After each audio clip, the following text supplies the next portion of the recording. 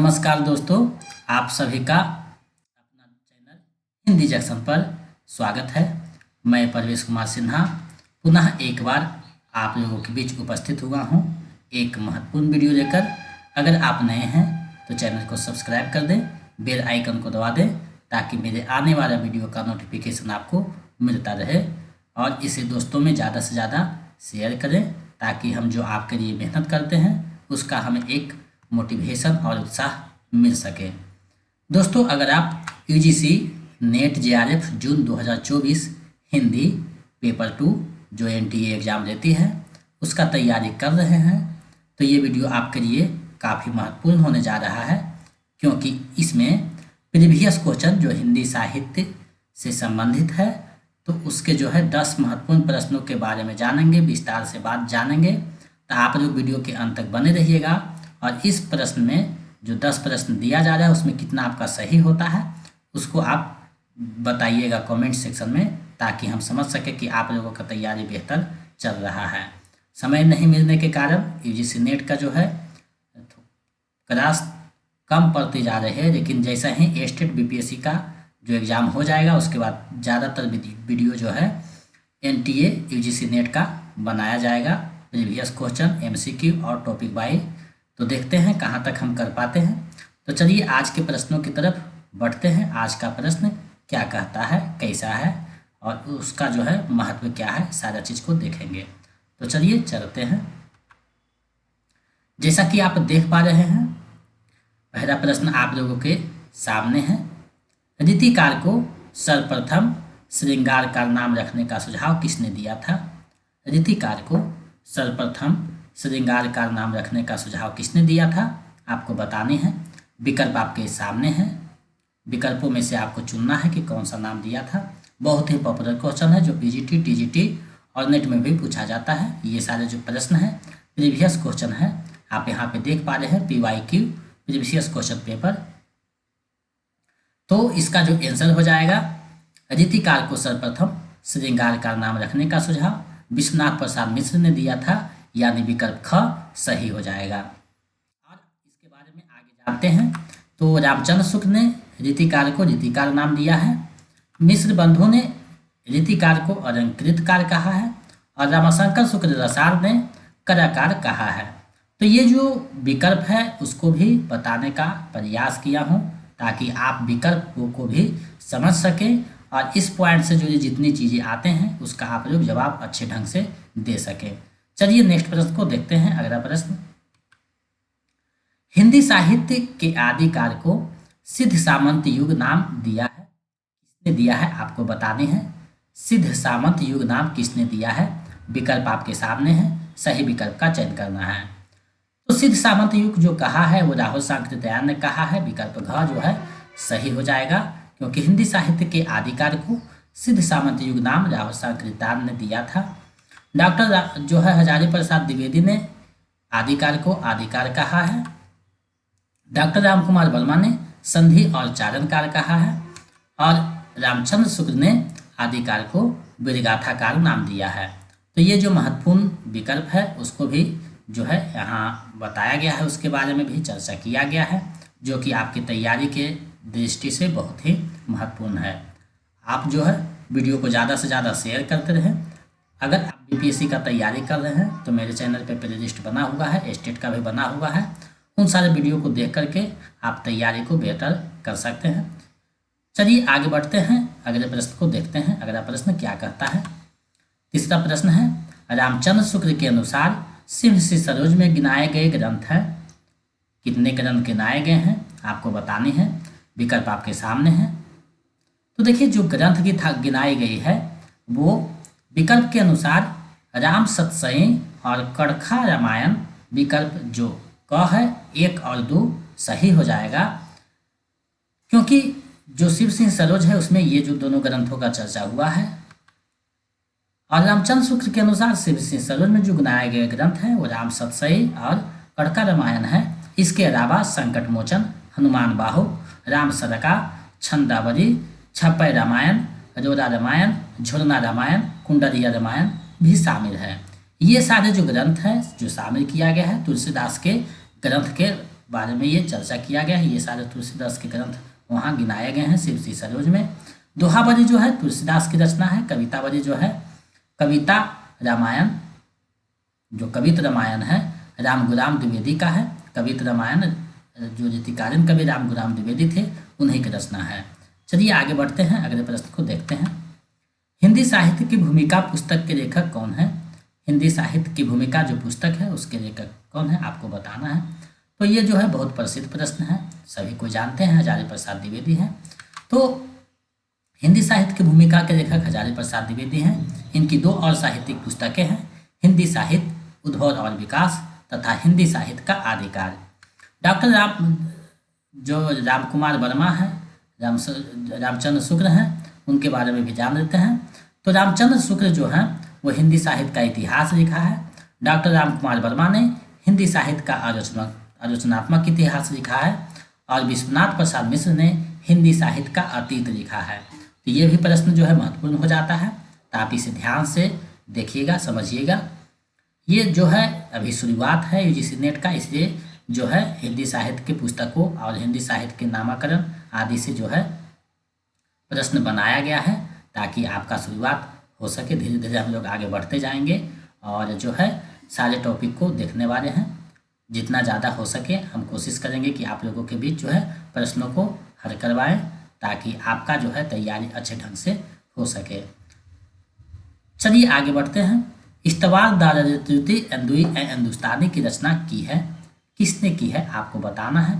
तो ये जो पुस्तक है बहुत ही प्रसिद्ध पुस्तक है, पहला हिंदी साहित्य का पुस्तक है। गारसा दातासी इसके रचनाकार हैं। विकल्प ग जो है सही हो जाएगा। फ्रेंच भाषा में 2 भागों में इसकी रचना किया गया है।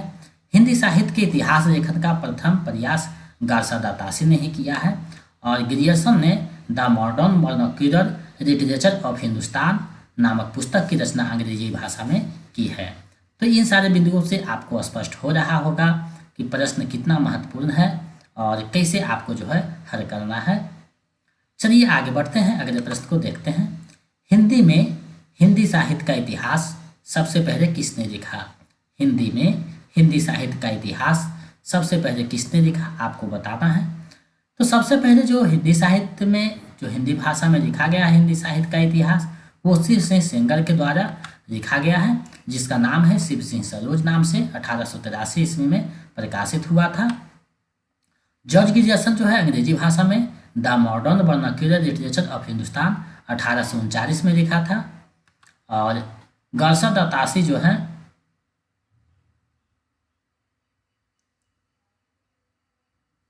सॉरी यहाँ थोड़ा सा मिस्टेक हुआ है जो कि आप देख पा रहे हैं।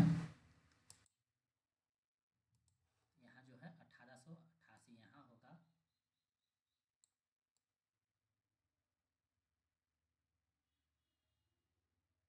और 1839 जो है यहाँ होगा।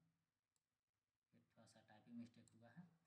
तो जॉर्ज ग्रियर्सन ने अंग्रेजी भाषा में the modern vernacular literature of Hindustan जो है 1888 में लिखा है और गारसा दातासी जो है फ्रेंच भाषा में इस्तवार दारजुती अंदुई हिंदुस्तानी 1839 में लिखा है। तो ये जो है महत्वपूर्ण चीज़ें थी जो आप देख रहे थे। तो इसका जो सही आंसर है विकल्प ख हो जाएगा। शिव सिंह सेंगर ने शिव सिंह सरोज हिंदी भाषा में हिंदी साहित्य का प्रथम इतिहास लिखा है।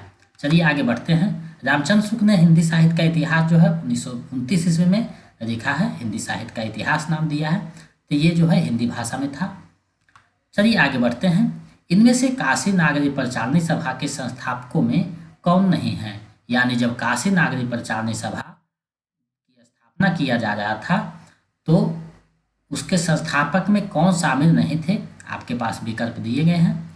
तो देखिए इसमें जो शामिल थे श्याम सुंदर दास, ठाकुर शिव कुमार सिंह, राम नारायण मिश्र, ये तीनों शामिल थे। लेकिन विकल्प घ जो है यानी रामचंद्र शुक्ल शामिल इसमें नहीं थे। ये बात को आपको ध्यान में रखनी चाहिए। चलिए देखते हैं इसका जो है स्थापना कब हुआ था। तो काशी नागरी प्रचारणी के जो संस्थापक है उसमें रामचंद्र शुक्ल शामिल नहीं थे, विकल्प घ सही हो जाएगा। काशी नागरी प्रचारणी सभा काशी बनारस की स्थापना 1893 ईस्वी में श्याम सुंदर दास, ठाकुर शिव कुमार सिंह तथा राम नारायण मिश्र ने किया था। इसके प्रथम जो सभापति थे राधा कृष्ण दास थे। ये आपको थोड़ा सा जानकारी रखनी चाहिए। चलिए आगे बढ़ते हैं, अगले प्रश्न को देखते हैं। अगला प्रश्न क्या कहता है, इनमें से कौन मिश्र बंधुओं में शामिल नहीं है? आपको बताना है इनमें जो कौन है मिश्र बंधुओं में शामिल नहीं है। तो मिश्र बंधुओं में जो शामिल नहीं है वो कृष्ण बिहारी मिश्र नहीं शामिल है। विकल्प ग जो है सही हो जाएगा, क्योंकि ये शामिल नहीं है मिश्र बंधुओं में। और जो है बाकी गणेश बिहारी मिश्र, श्याम बिहारी मिश्र और सुखदेव बिहारी मिश्र तीनों जो है शामिल हैं। मिश्र बंधुओं ने मिश्र बंधु विनोद और हिंदी नवरत्न नामक प्रसिद्ध ग्रंथ की रचना की, जो हिंदी में बहुत ही प्रसिद्ध है। उससे भी प्रश्न पूछा जाता है कि हिंदी नवरत्न में कौन से शामिल नहीं है।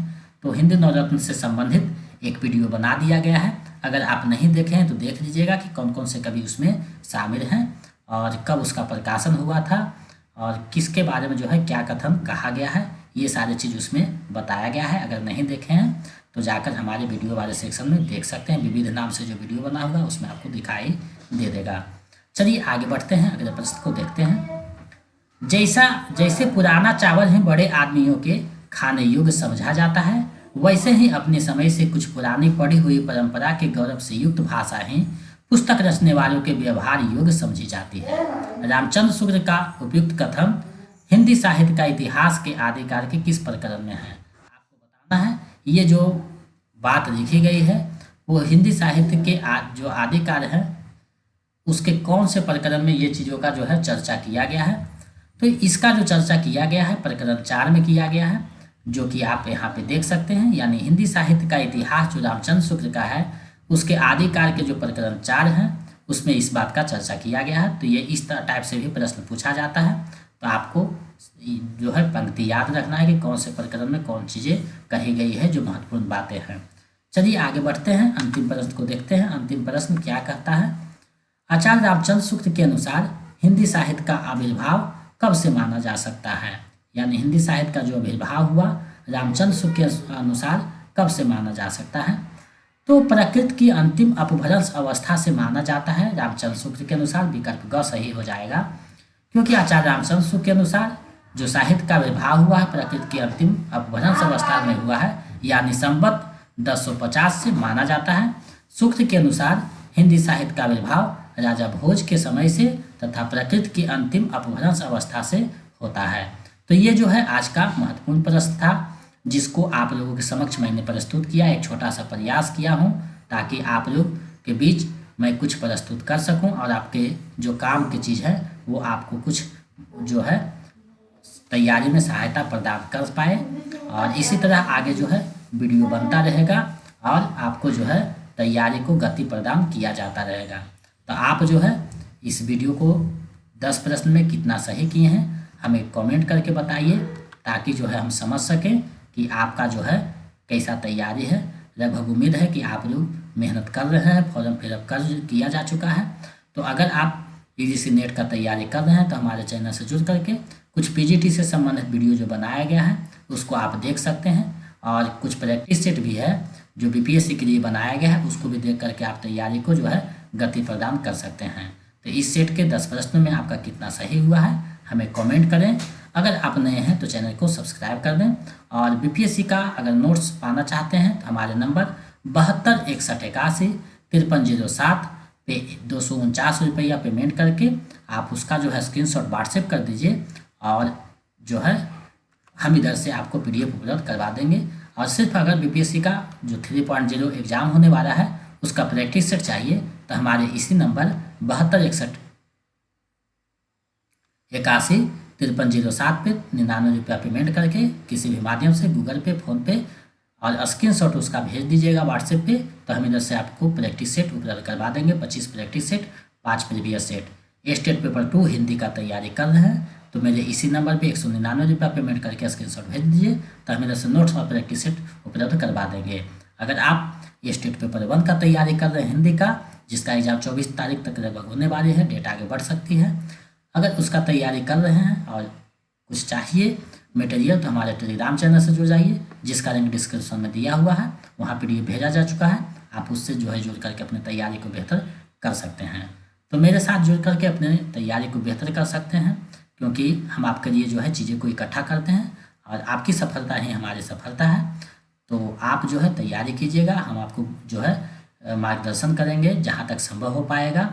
और जो है आपको गाइड करेंगे। अगर आप नए हैं तो चैनल को सब्सक्राइब कर दें। मेरे साथ इतना देर तक बने रहने के लिए बहुत बहुत धन्यवाद।